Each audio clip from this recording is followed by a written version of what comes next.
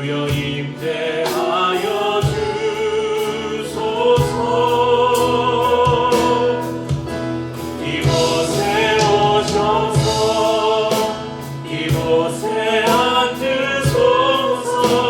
이곳에서 드리는 예배를 받으소서.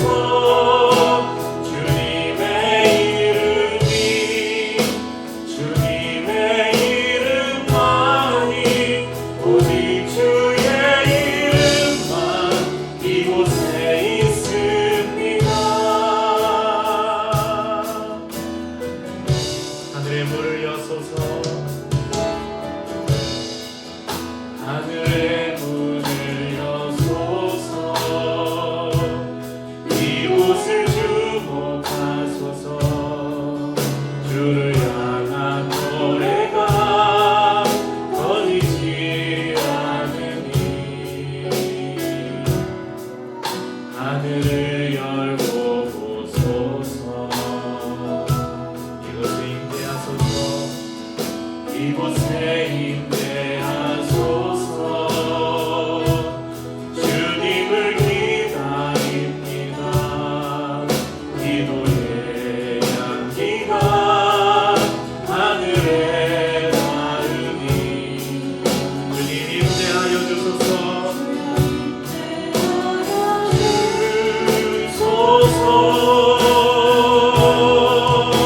이곳에 오셔서 이곳에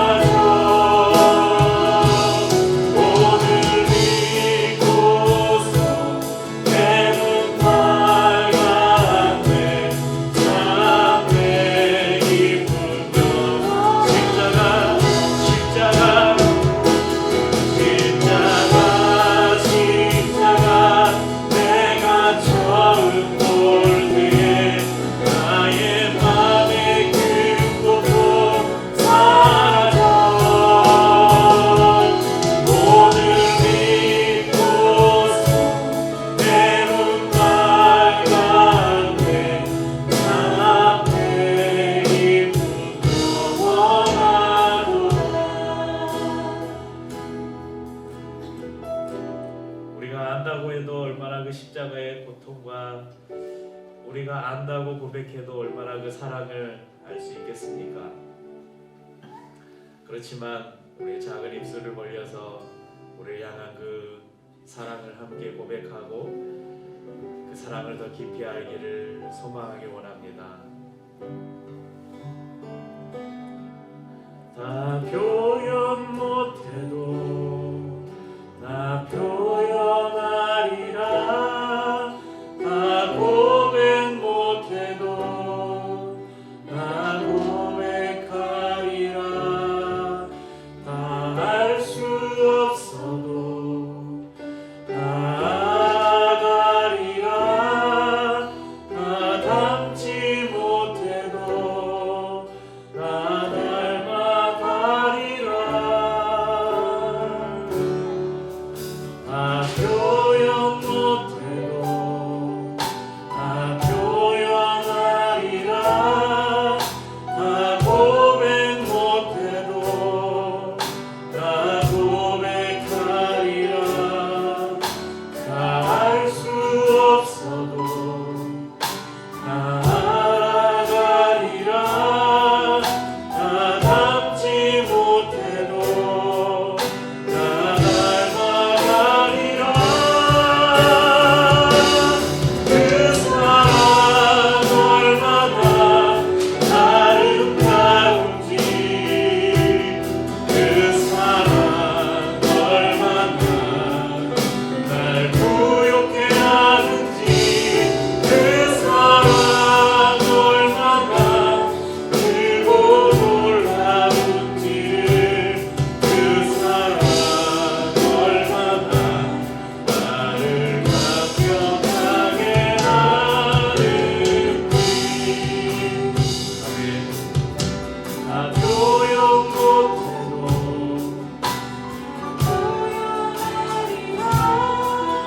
다 고백 못해도 다 고백하리라.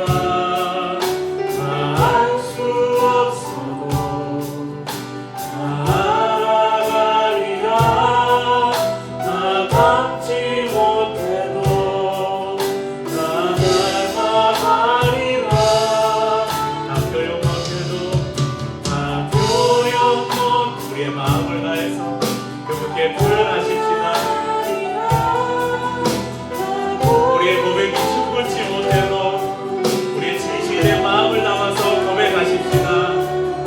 다 알 수 없어도 더 주님 알아가십시다. 그리고 그 주님을 닮아가십시다. 못해도 다 닮아가리라. 그 사랑 얼마나 아름다운지.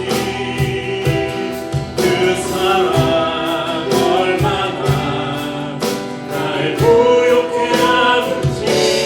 그 사랑 얼마나 크고 놀라운지. 그 사랑 얼마나 나를 감격하게 하는지. 그 사랑 얼마나 아름다운지. 그 사랑 얼마나 날 부욕해 하는지. 그 사랑 얼마나 크고 놀라운지를. 그 사랑 얼마나 나를 감격하게 하는지.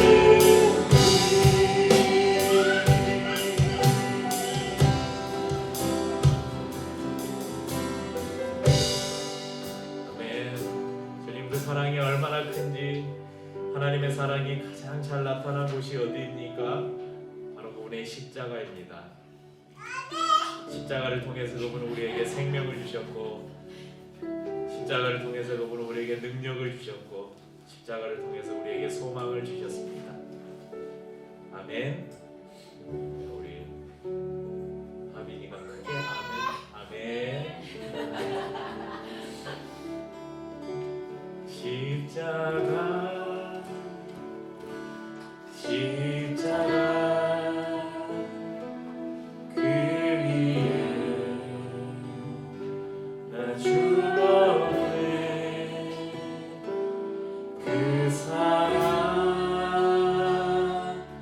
내 속에 강같이 흐르네. 십자가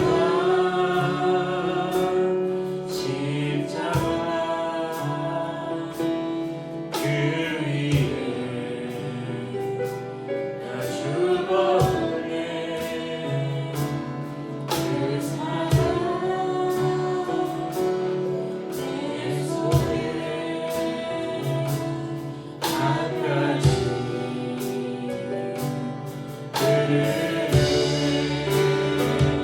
그의 생명 내 속에 그의 능력 내 안에 그의 소망 내 삶에 나의 삶 주의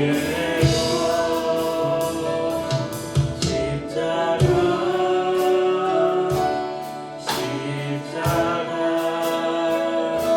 그 위에 죽었네. 그 사랑 내 속에 강같이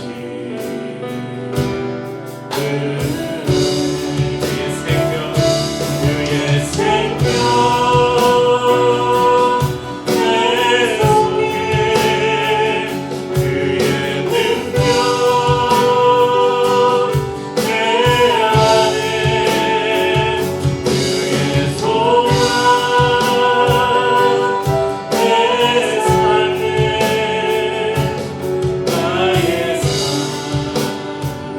십자가 그 위에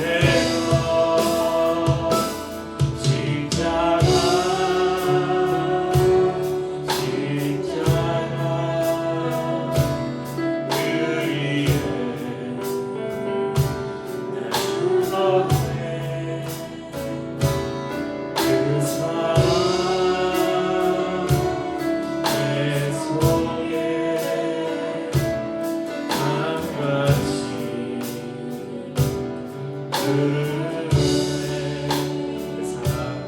그 사랑 내 속에 강같이 그 사랑 내 속에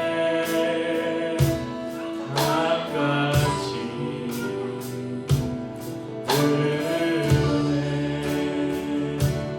그 사랑 내 속에 강같이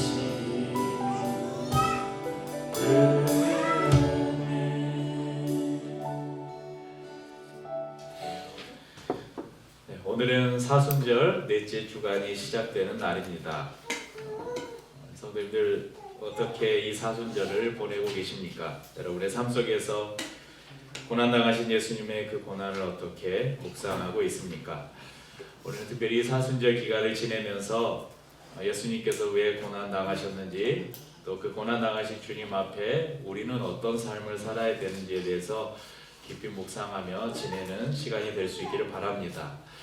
오늘은 이 말씀을 통해서 이사야 선지자의 이 예언의 말씀을 통해서 특별히 고난의 상징인 십자가 안에 담긴 그 의미들을 함께 나누려고 합니다. 예수님께서는 왜 십자가를 지셨을까요?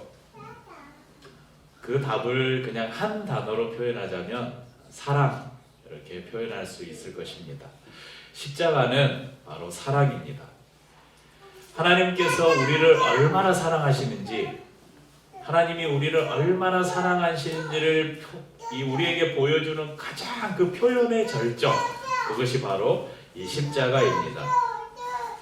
예수님께서 이 땅에 오셔서 많은 병자들을 고치셨고 놀라운 기적들을 일으키셨습니다.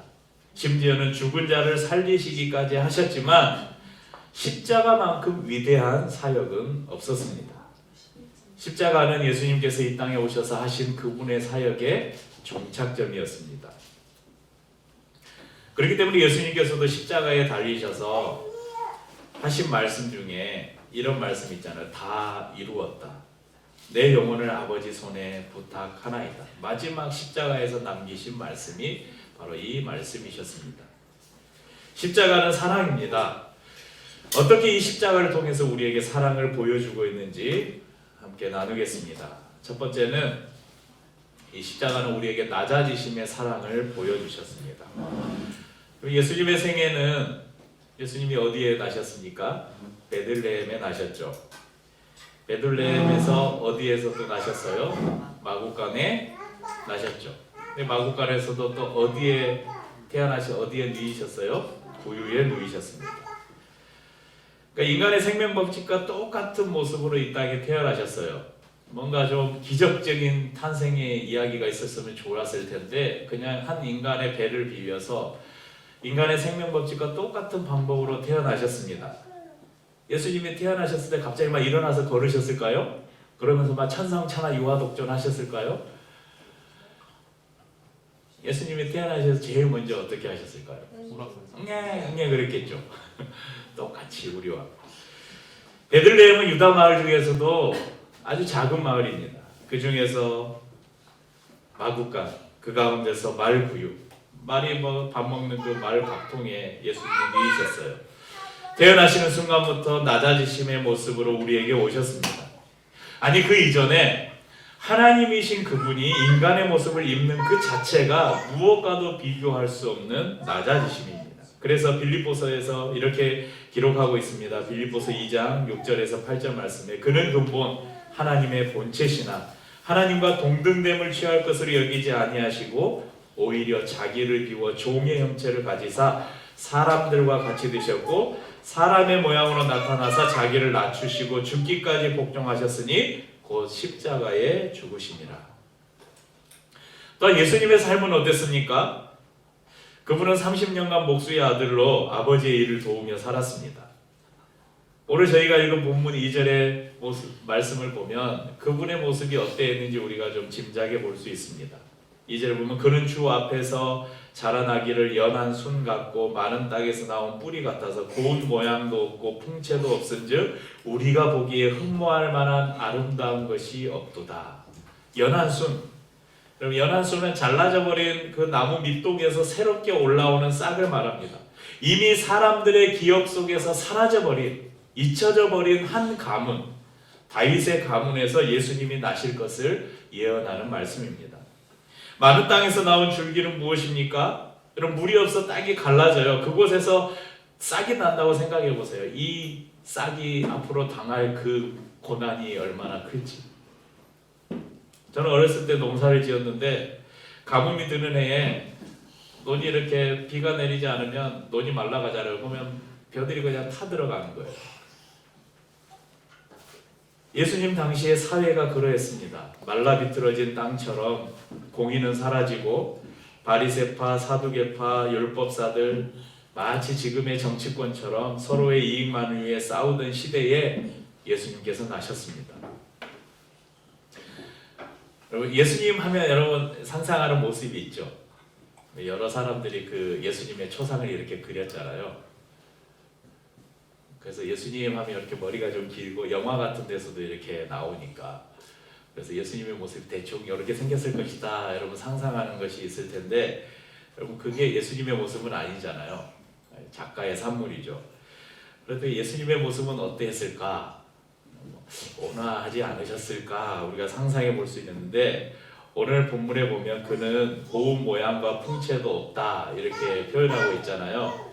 이것은 외형적이거나 육체적인 것을 말하는 것이 아닙니다. 정치적으로 또 사회적으로 어떠한 존경이나 인정을 받을 만한 무언가를 전혀 갖고 있지 않다는 것을 의미합니다. 예수님은 그렇게 30년의 시간을 평범한 목수로 지내셨습니다. 그분이 이제 세상에 등장하셨을 때 공생의 사역을 시작하기 위해서 세상에 등장하셨을 때의 모습은 어땠습니까? 요단강에서 세례 요한에게 세례를 받으시고 공생의 사역을 시작하셨는데 여러분 그때부터 예수님은 머리 둘 곳 하나 없는 떠돌이 생활을 하셔야 했습니다. 유명한 정치 지도자, 제사장, 율법사가 그의 친구가 아니라 예수님의 곁에는 늘 누가 있었습니까? 가난한 사람들, 병든 사람들, 세리와 창기들이 예수님의 친구였습니다. 나중에 우리가 나누겠지만 예루살렘에 입성하실 때도 그분은 백마를 타신 것이 아니라 작은 나귀 새끼를 타셨습니다. 예수님이 십자가를 지신 것은 예수님의 낮아지심의 최종점입니다. 여러분, 십자가형은 죄인 중에서도 가장 악랄한 죄수에게 그 형벌이 너무 고통이 너무 심해서 로마 시민권을 가진 사람들에게는 내려지지 않았던 형벌이에요. 그러니까 반역죄나 국가 정복죄 이런 아주 중죄인에게 내려졌던 형벌이었습니다. 예수님은 십자가에서 하나님으로부터 버림받은 극한의 낮아지심을 경험하셨고 무덤에 장사되심으로 음부, 지옥까지 내려가는 경험을 하셨습니다. 예수님의 일생은 낮아지심을 그분의 몸으로 삶으로 보이신 사랑의 표현이었고 그 사랑의 표현의 절정이 낮아지심의 절정이 바로 십자가였습니다. 죽음을 앞에 둔 예수님께서 제자들의 발을 씻기시면서 말씀하셨습니다. 내가 너희에게 이렇게 한 것 같이 너희도 서로 발을 씻기라. 그럼 발은 누가 씻기는 거예요? 당시 유대사의 발은 주인이 당신이 막 광야잖아요. 막 먼지도 많고 그러고 신발이 저희처럼 이런 운동화가 아니잖아요. 다 뻥뻥 뚫린 신발을 신고 밖에 나왔다 들어오면 발이 더럽잖아요. 그럼 종들이 물을 받아다가 주인의 발을 씻겨줘요. 발을 씻기는 것은 종들이 하는 일이었어요. 그런데 예수님께서 제자들의 발을 씻기셨어요. 그러니까 제자들의 종이 되신 거예요. 왜? 내가 너희에게 이렇게 낮아짐을 보여줬으니 너희도 그렇게 해라. 그리고 십자가를 지셨습니다. 사랑하는 성도님들, 낮아지심의 사랑을 기억하십시오. 그분의 낮아지심을 우리도 닮아서 우리의 삶에도 다른 사람들을 향해서 낮아짐으로 예수님의 사랑을 보이시기를 바랍니다. 두 번째는 이 십자가는 우리에게 고난의 사랑을 보여줍니다. 예수님의 공생의 기간은 고난의 삶이었습니다. 그분이 공생애를 시작하면서 가장 먼저 당한 고난은 이 사단의 시험을 받으셨잖아요. 40일을 금식하시면서 사단으로부터 시험을 받으셨습니다. 그분의 주위에는 12제자가 있었고 또 많은 무리가 있었던 반면 여러분, 예수님 주위에는 항상 어떻게 하면 저 사람을 잡아 죽일까 이렇게 감시하는, 어떻게 하면 저 사람을 음모에 빠뜨려서 죽일까 하는 자들의 눈빛이 늘 예수님을 향하고 있었습니다. 체포되시고 십자가에 달리실 때까지 그분은 극심한 고난을 당하셨습니다.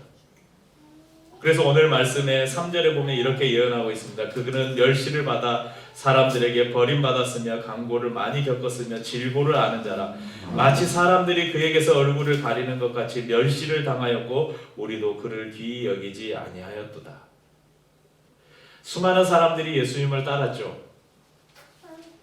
그런데 그들 모두 예수님을 하나님의 아들이요 메시아로 믿어서 따른 것은 아니었습니다. 어떤 사람은 병을 고치기 위해서, 어떤 사람은 자신의 정치적 목적을 달성하기 위해서, 어떤 사람은 예수님의 능력, 그 가진 능력이 탐이 나서 그 능력을 나도 좀 받아보려고, 어떤 사람은 그분에게서 떨어지는 부스러기라도 얻기 위해서, 마치 어린아이들이 동네에 서커스단 오면 그 뒤를 졸졸 따라다니는 것처럼 신기한 구경거리를 찾아서 따라다니는 사람들도 있었습니다. 또 어떤 사람들은 그분의 가르침이 너무나 놀라워서 어떻게 하면 나도 저 놀라운 고상한 지식을 얻을까 따라다니는 사람들도 있었죠. 그런데 결정적으로 예수님께서 로마군에게 잡혔을 때 모든 사람들이 예수님을 떠납니다. 심지어 수제자 베드로까지 예수님을 떠났죠. 예수님의 곁을 끝까지 지킨 사람은 힘없는 몇 명의 여인들 뿐이었습니다. 예수님과 함께 다녔다는 것이 드러나서 자신도 같이 잡힐까봐 자신에게 어떤 해를 감지한 사람들은 너나 없이 예수님을 배척하고 떠났습니다. 그분은 강고를 많이 겪었습니다. 이 강고는 슬픔입니다. 예수님은 눈물을 많이 흘리셨어요. 죽은 나사로를 보시고 우셨고 예루살렘을 바라보시면서 우셨습니다. 십자가를 앞에 두고 그 잔을 피할 수만 있다면 피할 수 있게 해달라고 하나님께 울부짖었습니다. 무엇보다도 예수님은 자신을 향해 조롱하고 침뱉는 군중들, 자신을 십자가에 못 박는 군병들, 그리고 십자가에 달린 예수님을 바라보며 통쾌한 웃음을 짓던 사람들과 그리고 저와 여러분들을 보시며 슬퍼하셨습니다. 그분은 또 많은 질고를 겪으셨다고 오늘 성경이 기록합니다. 질고는 질병으로 인한 고통을 말합니다. 예수님이 어떤 질병을 가지셨다는 말이 아니라 우리 인간과 똑같은 인성을 지니셨다는 말씀입니다. 예수님이 질고를 지신 이유는 우리의 질고를 당하기 위함이라고 성경이 말합니다. 그분은 찔림을 당했습니다. 군병들의 창칼에 찔리고 채찍에 살점이 떨어져 나갔습니다. 40대를 맞으면 죽는다고 해서 39대만 때리는 39대만 때리는 이 태형을 당했습니다. 가시면류관을 쓰고 홍포를 입고 갈대로 얼굴을 맞으며 만왕의 왕이신 그분이 가짜 왕처럼 취급당하시며 조롱을 당했습니다. 예수님의 연약한 손에 대못이 박혔습니다. 십자가 위에서 6시간 동안 목마름과 가슴이 찢어질 듯한 육체의 고통을 당하셨습니다. 왜라고요? 오늘 5절이 우리에게 가르쳐줍니다. 그가 찔림은 우리의 허물 때문이요 그가 상함은 우리의 죄악 때문이라. 그가 징계를 받음으로 우리는 평화를 누리고 그가 채찍에 맞음으로 우리는 나음을 받았도다. 왜 예수님께서 십자가에서 고난을 당하셨는가? 그가 징계를 받으심으로 우리가 하나님과 평화할 수 있는 길을 열어주셨고 사람과 사람 사이에 막고 있던 담을 헐어주셨습니다. 그가 채찍에 맞으심으로 우리의 육체뿐 아니라 우리의 영혼이 깊은 고통에서 나음을 입었습니다. 십자가는 우리를 위해 고난당하신 예수님의 사랑을 보여줍니다. 그리고 주님께서 우리를 부르셔요. 그 고난에 함께하자고 우리를 부르십니다. 세 번째는 십자가는 우리에게 침묵으로 그분의 사랑을 보여주십니다. 예수님이 십자가에서 보이신 사랑, 그 사랑은 침묵의 사랑이었습니다. 교도소 선교로 한때 유명했던 이 박효진 장로님의 하늘 가는 사형수라는 간증 영상을 제가 본 적이 있습니다. 거기에 나오는 이 두영이라는 사형수 이야기를 잠깐 여러분에게 해드리겠습니다. 책에 있는 내용 그대로를 제가 읽어드릴게요. 사형수들이 감방에서 사형장까지 오는 길은 죽는 것보다 더 무서워하는 길이다. 이 길을 도저히 견딜 수가 없다고 했다. 어떤 사람은 감방 안에 있다가 앉았다가 몇몇 번 나와 라는 소리를 들으면 발버둥을 친다. 쇠창살을 붙들고는 나는 안 가, 못 가, 살고 싶어, 죽기 싫어하며 발버둥을 친다. 그래도 어쩔 수 없다. 팔을 비틀어서라도 수갑을 채워서 들고서라도 목을 매달아 집행을 할 수밖에 없는 것이다. 어떤 사람은 끌려오면서 그렇게 어머니를 찾는데 어머니 그렇게 목 놓아 부르며 그 길을 온다. 창틀 사이에 조그만 들풀이 피어 있어도 그곳에 코를 대고 폐부가 찢어지도록 풀냄새를 맡는 이도 있다. 마지막으로 조그만 쪽문을 들어서기 전에는 창문 틈 사이로 하늘을 쳐다보고 땅 한번 바라보고 오는 사람들도 많다. 중략이고요. 한참 후에 두영이가 올라왔다. 나는 가슴 속에서 치미는 서러움을 꾹 참고 있었다. 서러운 표를 안 내려고 안타까운 표를 안 내려고 억지로 참으며 덤덤하려고 애썼다. 그가 계단을 올라오는 소리가 내 귀에 들렸다. 아까 약속한 대로 할렐루야 할렐루야 할렐루야를 외치는 소리가 들려오고 있었다. 그 소리에 참았던 눈물이 본물처럼 터졌다. 그런데 문을 열고 들어선 두영이를 본 나는 깜짝 놀랐다. 옆에 따라오던 집사님의 얼굴은 사형수처럼 긴장되어 굳어있고 오히려 두영이가 복도에 늘어선 직원들을 볼 때마다 큰 소리로 할렐루야 할렐루야 하고 오는 것이 아닌가. 내가 들었던 할렐루야는 잠시 후에 사형이 집행될 두영이가 외치는 소리였다. 아까 입을 맞춘 집사님들은 생전 처음 보는 사형장의 그 무섭고 음산한 분위기에 짓눌려 오히려 위축되어 있었던 것이다. 나는 인간적으로 너무나 안쓰럽고 애처로워 그의 얼굴을 똑바로 볼 수 없었다. 고개만 숙이고 눈물을 뚝뚝 흘렸다. 그런데 두영이가 오더니만 내 앞에 서서 손을 꼭 잡았다. 나도 손을 잡았다. 할 말이 없어 한참을 있다가 이윽고 입을 열었다. 두영아, 그래, 네 먼저 하나님 나라 가그레이. 세상에 이런 인사가 있을까? 생때같이 젊은 사람을 먼저 가라고 하다니. 어색한 가운데 두영이의 대답은 의외로 강한 어조로 되돌아왔다. 예 장로님, 저 아버지 나라 먼저 갑니다. 천국에서 만납시다. 너무나 당당한 목소리에 놀라서 그때서야 두영이의 얼굴을 봤다. 그 순간 나는 뒤로 떠밀릴 정도의 놀라운 영적 권위와 권능이 그의 온몸에서부터 확 끼쳐지는 것을 느꼈다. 그 힘이 오로라같이 강하게 전해져 왔다. 나는 혼란스러웠다. 내가 지금까지 볼 수 없었던 이 권능과 권위는 어디서부터란 말인가? 이해가 안 되었다. 두영이의 얼굴은 절대 평안이었다. 5분 뒤에 죽을 사형수의 절대적인 당당함, 소망, 기쁨, 이 모든 것이 복합된 표현하기 어려운 그 표정, 사람으로서는 지어낼 수가 없는 것이었다. 이 장로님의 간증 영상에 들어있는 내용입니다. 교도소에서 이렇게 사형수들에게 복음을 전하는 사역을 하는 분인데, 두영이라는 한 청년에게 복음을 전하고 그가 예수를 믿고 사형장에 끌려가는 그 장면에서 이 장로님이 경험했던 그 경험을 이렇게 간증을 통해서 나눴던 것입니다. 그럼 이 두영이라는 사형수가 그렇게 죽음 앞에서 당당하고 조용할 수 있었던 이유는 무엇이었을까요? 그 안에 예수님이 계시기 때문이겠죠. 바로 십자가에서 그 죽음 앞에서 잠잠했던 예수님, 그 예수님, 사람을 압도할 수 있는 능력을 예수님이 이미 보여주셨고, 이 두영이라는 청년은 그것을 경험했기 때문에 그렇습니다. 6절 말씀에 보면 우리는 다 양 같아서, 7절에 보면 그가 곤욕을 당하여 괴로울 때에도 그의 입을 열지 아니하였으며 마치 도순양으로 끌려가는 어린 양과 털 깎는 자 앞에서 잠잠한 양같이 그의 입을 열지 아니하였도다. 예수님의 침묵의 이유가 무엇입니까? 바로 우리의 구원을 위해 마땅히 자신이 감수해야 될 일이었기 때문입니다. 그분이 능력이 없으신 분이십니까? 그분은 12영도 더 되는 천사들을 동원할 능력이 있다고 말씀하셨습니다. 여러분, 예수님은 누구도 당할 수 없는 언변을 가지신 분이에요. 자신의 무죄를 입증할 논리를 얼마든지 말할 수 있었을 것입니다. 그러나 그는 그 입을 열지 않으셨습니다. 예수님은 십자가에서 6시간 동안 계셨는데 그 6시간을 계시면서 단 7마디의 말씀을 남기셨습니다.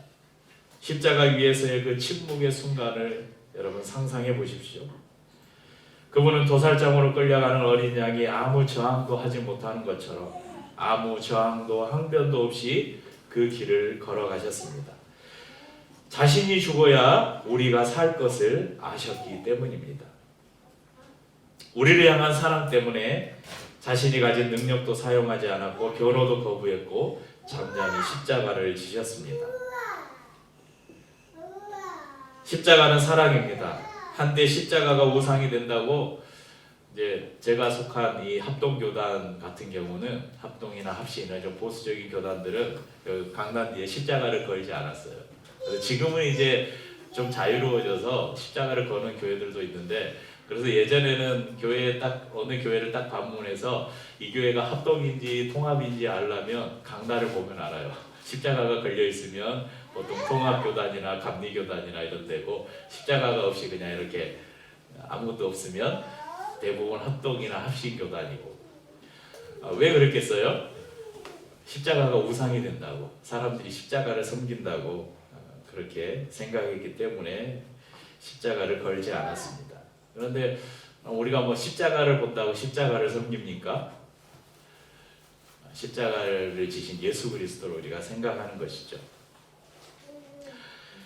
그러면 십자가는 예수님의 이 사랑의 증표와도 같습니다. 마치 오랜 길을 떠나는 연인이 이제 헤어질 때 다시 만날 것을 약속하면서 징표를 주잖아요.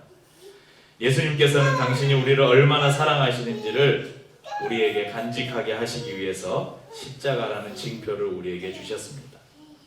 제가 집에 걸어놓은 십자가를 하나 가지고 왔는데, 예전에는 저도 한때 이 십자가 목걸이를 항상 걸고 다니던 때가 있었어요.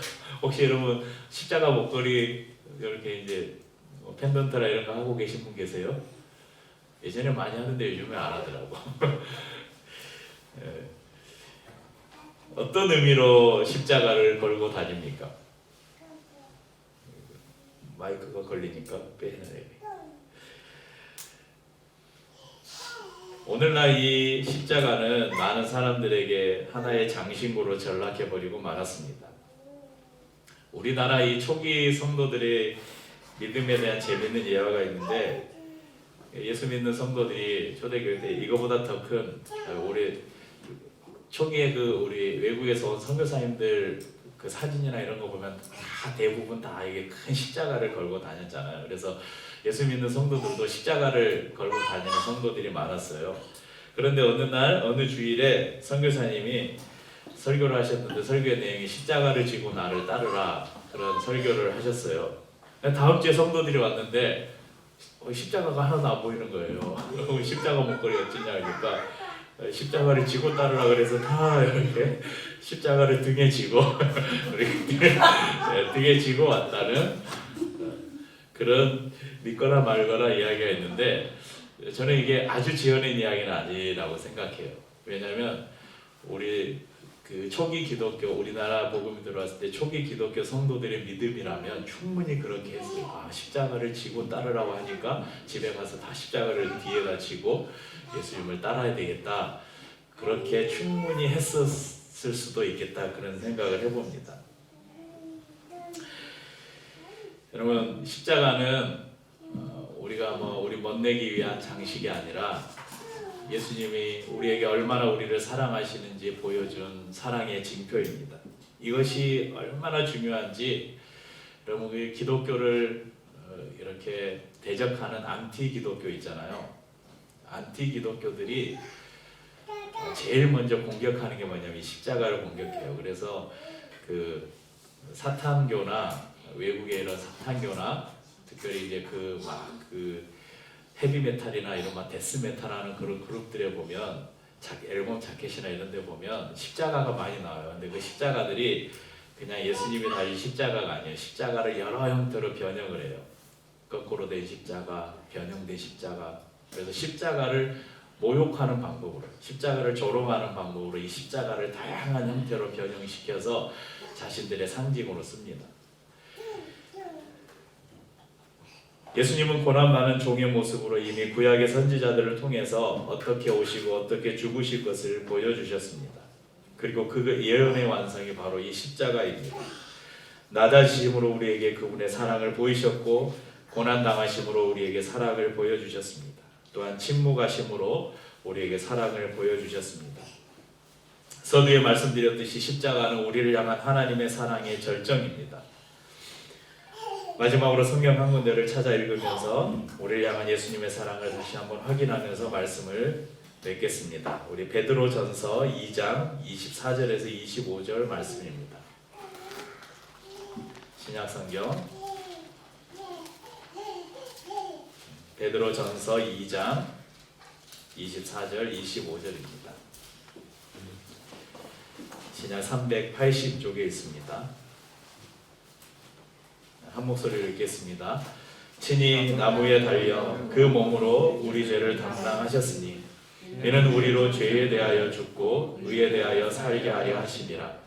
그가 채찍에 맞음으로 너희는 나음을 얻었나니 너희가 전에는 양과 같이 길을 잃었더니 이제는 너희 영혼의 목자와 감독 되신 이에게 돌아왔느니라.